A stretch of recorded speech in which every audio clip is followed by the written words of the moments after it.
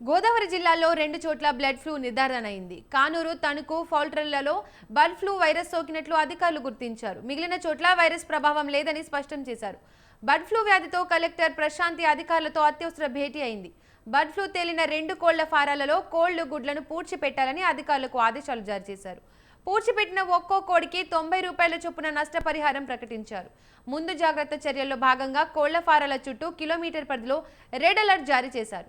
సమీప చికెన్ దుకాణాలు మూసివేయాలని హెచ్చరించారు. 10 కిలోమీటర్ల పరిధిలో నిఘా పెట్టాలని అధికారులు సూచించారు.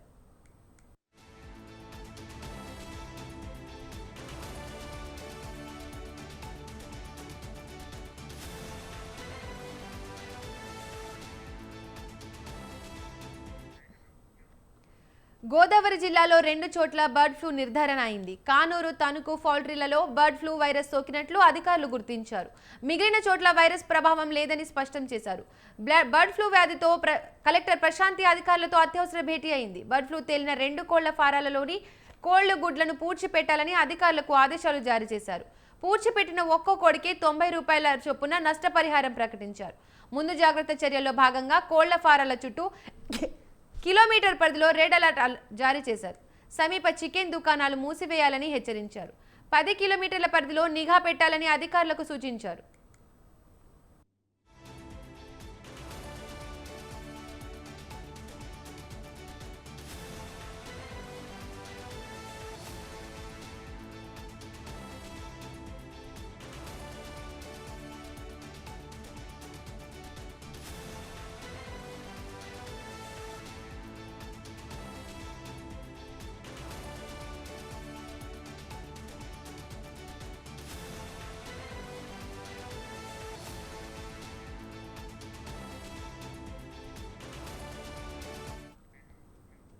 ఇక ఇదే అంశానికి సంబంధించి మరిన్ని అప్డేట్స్ మా ప్రతినిధి సతీష్ అందిస్తారు. సతీష్, చెప్పండి.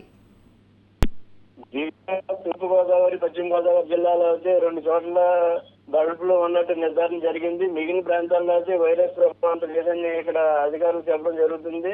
అధిక ఉష్ణోగ్రతలతో ఈ వైరస్ జీవించలేదని చెప్పి ఇక్కడ అధికారులతో చెబుతున్నారు. అలాగే ఉడికించిన గుడ్లు, అలాగే మాంసం అని తినవచ్చని చెబుతున్నారు. కానీ ఇక్కడ ఇది సంబంధించి అంటే కానూరు, తూర్పు గోదావరి చెందిన కానూరు కానీ ఇలా తణుకు మండలానికి చెందిన వేలుపూరు కొన్ని గ్రామాల్లో అయితే ఇక్కడ కోళ్ల ఫారాలు అనేవి చాలా ఎక్కువగా ఉన్నాయి. ఎక్కువగా ఈ కోళ్ల ఫారాలు ఉండటం వల్ల ఇక్కడికి సంబంధించి బర్డ్ ఫ్లూ అన్నది ఇక్కడ అంటుచిక్కల వ్యాధి అని చెప్పి జనవరి నుంచి కూడా ఈ లక్షణాలు కనబడుతూనే ఉన్నాయి. అది నాటుకోళ్లు చనిపోవడంతోనే ఫస్ట్ కూడా జరిగింది. నాటుకోళ్లు చనిపోవడం అన్నది జరిగింది. తర్వాత రాను రాను ఎదరికి ఈ కోళ్ల ఫారాలకి అటాక్ అవడం వల్ల మొత్తం కోళ్లు అంటే శ్వాసకి సంబంధించి వ్యాధి కింద రావడం వల్ల ఈ రోజు ఉన్న కోడి సాయంత్రానికి ఉండట్లేదు. ఒక ఫామ్ వచ్చి చాలా కోళ్లు చనిపోవడం జరుగుతుంది. చనిపోయిన వాటిని మొత్తం ఎప్పటికప్పుడే గొయ్యి తీసి గోతుల్లో బాధ పెట్టడం అనేది జరుగుతుంది.